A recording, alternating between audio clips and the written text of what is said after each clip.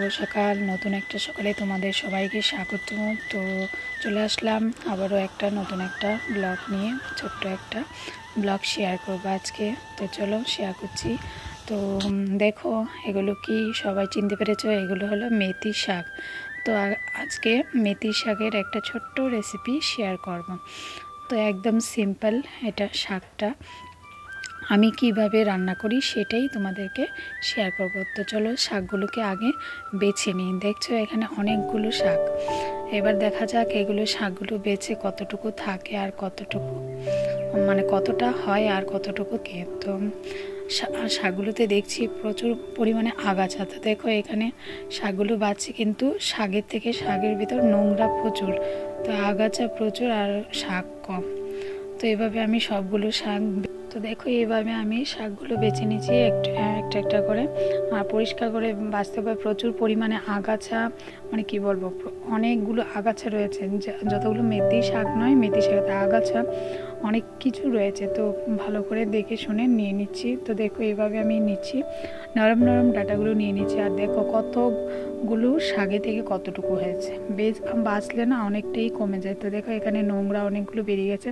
চলো এবার শাকগুলোকে ধুয়ে নেবো। তো দেখো এখানে অনেক কমই হয়েছে শাক, কতটুকু ছিল কতটুকু হয়ে গেল।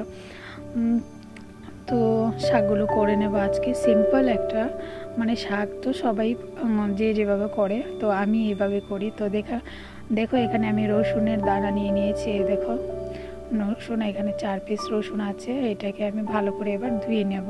তো চলো ধুয়ে নিই। তো দেখো শাক থেকে কতগুলো আগাছা বেরিয়েছে, আর পরিষ্কার করার পর নোংরাগুলো আমি ফেলে দেবো। হ্যাঁ, কিন্তু সার হয়, গাছের গোড়াতে দিলে অনেক সার হয়। তো দেখো কথা বলতে বলতে আমি শাক পাতা ধুয়ে নিয়ে এসেছি, ভালো করে ধুয়ে নিয়েছি। আর আমি এখানে একটা লঙ্কাই দেবো, কাঁচা লঙ্কা একটাই দেবো, কারণ জাল আমরা শাক পাতায় বেশি জাল খায় না। তো আমি কড়াই বসিয়ে দিয়েছি, কড়াইতে দিয়ে দিয়েছি অল্প পরিমাণে তেল। শাকে বেশি তেল লাগে না, শাকে অল্প পরিমাণে তেল দিলেই হয়ে যায়। তো এখন দিয়ে দেবো একটা শুকনো লঙ্কা। তো দেখো শুকনো লঙ্কা দিয়ে দিয়েছি।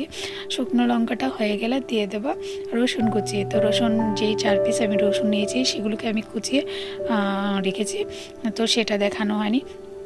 তো শুকনো লঙ্কাটা হয়ে গেলে আমি রসুনগুলো দিয়ে দেবো।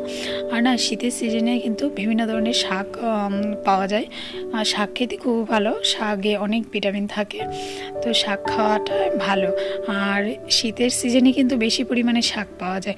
পালং শাক বলো, মেথি শাক বলো, সর্ষে শাক তো খুব ভালো লাগে খেতে।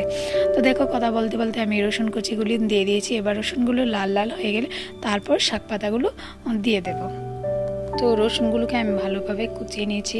এবার লাল লাল হয়ে যাবে, তারপর শাক পাতাগুলো দিয়ে দেবো। আর না, গরম ভাতের সাথে মেথির শাক খুবই ভালো লাগে। অনেকে তো কালো জিরে সম্বাস দিয়ে, আজকে আমি রসুন সম্বাস দিয়ে করছি। তাই রসুন সম্বাস দিয়ে সম্বার দিয়ে কীরকম লাগে খেতে সেটাই দেখলাম, যে ভালোই লাগে, খারাপ লাগে না। যে কোনোভাবে শাক খাওয়া যায়, কিন্তু রসুনটা হলে না একটু স্মেলটাই আলাদা আসে। তো আমার তো খুব ভালো লাগে। কার কেমন লাগে, একটু রসুন সম্বাদ দিয়ে শাক খেলে কেমন লাগে তোমাদের, একটু আমাকে কমেন্টস করে জানিও।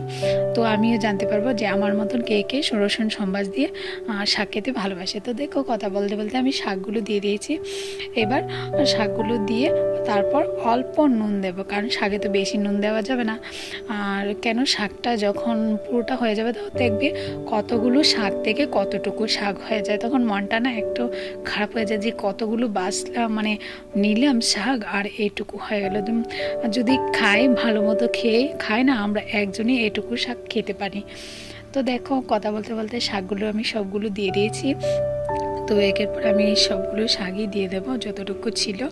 আর এখন দিয়ে দেবো অল্প পরিমাণে নুন। তো দেখো আমি অল্প পরিমাণে নুন দিয়ে দিয়েছি। আর এটাকে আমি একটু নুন দেওয়ার পর নাড়াচাড়া দিয়ে দেবো। নুন আর শাকের সাথে মিশে যেমন যায় সেভাবে করবো। আর দেখবে শাক থেকে না প্রচুর জল বেরোয়, তাই জন্য শাকটা একটু সময় লাগে। শাকটা কিছুটা সময়টাতে জলটা শুকানোতেই আমার অনেকটা সময় চলে যায়, জলটা যাতে শুকিয়ে যায়। তারপর যত শাকটা ভাজা হবে ততই খেতে ভালো লাগে। তো দেখো শাক থেকে তো প্রচুর পরিমাণে জল আসছে। তো আর কি হয়েছে, রসুনগুলো দেখো একদম ভেজেছিলাম লাল লাল করে, কিন্তু হয়ে গেছে একদম সাদা সাদা ধবধবে সাদা, যেমন মরা মাছ জলে পড়লে যেরকম জীবিত হয়ে যায়, রসুনও তেমন জল লাগলেই রসুন জীবিত হয়ে যায় একদম। কি বলবো, কি বলছি তোমাদের কাছে, রান্নার সময় এসব বলা নাই, তো একটা কথাই বলে না, সেটাই বললাম। তো তারপর শাকেতে আমি একটু হলুদ দিয়ে দেবো। তা আমরা শাকে, অনেকে শাকে হলুদ খায় না, কিন্তু আমরা একটু শাকে হলুদ খাই, একটু জিরে গুঁড়ো দিই, দিয়ে এবার ভালো করে এটাকে ভেজে নেব। তো আস্তে আস্তে করে ভেজে নেব। আর এভাবে শাক খেতে কে কে ভালোবাসে অবশ্যই কমেন্টস করবে, আর ভালো লাগলে লাইক করবে, শেয়ার করবে। আর যারা নতুন বন্ধুরা এখনও আমার ভিডিও দেখছো কিন্তু আমাকে এখনও সাবস্ক্রাইব করেনি, প্লিজ বন্ধুরা আমাকে সাবস্ক্রাইব করে বেল আইকনটা বাজিয়ে দিও। বাজিয়ে দিলে কী হবে, আমার সবগুলো নোটিফিকেশান তোমাদের কাছে চলে যাবে আর তোমরা দেখতে পারবে। আর বন্ধুরা আমি কিন্তু এখানে একটাই লঙ্কা দিয়েছি শাকের সাথে, সেটাও কিন্তু তোমাদেরকে দেখাতে ভুলে গেছি, তার জন্য একটু ক্ষমা প্রার্থী, সবাই মেনে নিও। তো দেখো কথা বলতে বলতে শাকটা দেখো একদম হয়ে গেছে, কতটুকু ছিল আর কতটুকু হয়ে গেল। মনটা না এতটা খারাপ হয়ে যায় যে কতটুকু শাক বাছলাম তার মধ্যে এটুকু কজনকে দেওয়া যায়, তো আমরা দুজন মানুষ তাহলে আমাদের হয়ে যাবে, কিন্তু বেশি লোক হলে এটুকু শাকে কোনো কিছুই হবে না, কারণ মেথি শাক সবাই পছন্দ করে। কি বলবো, তো দেখো শাকটা কত না সুন্দর হয়েছে, ভাজতে ভাজতে অনেকটাই কমে গেছে। তো দেখো আমার শাক ভাজি হয়ে গেছে, তো কেমন হয়েছে সবাই অবশ্য বলবে। তো আজকের জন্য এইটুকুই, সবাই ভালো থেকো, সুস্থ থেকো, আর দেখা হবে নতুন আরেকটা ব্লগের সাথে। আজকের জন্য এইটুকু, টাটা, বাই বাই, সবাই ভালো থেকো, সুস্থ থেকো, আর কমেন্টস করতে ভুলবে না কিন্তু বন্ধুরা। তো টাটা, বিদায় নিচ্ছি, আর অ্যাডভান্স গুড নাইট, সবাই ভালো থেকো, টাটা।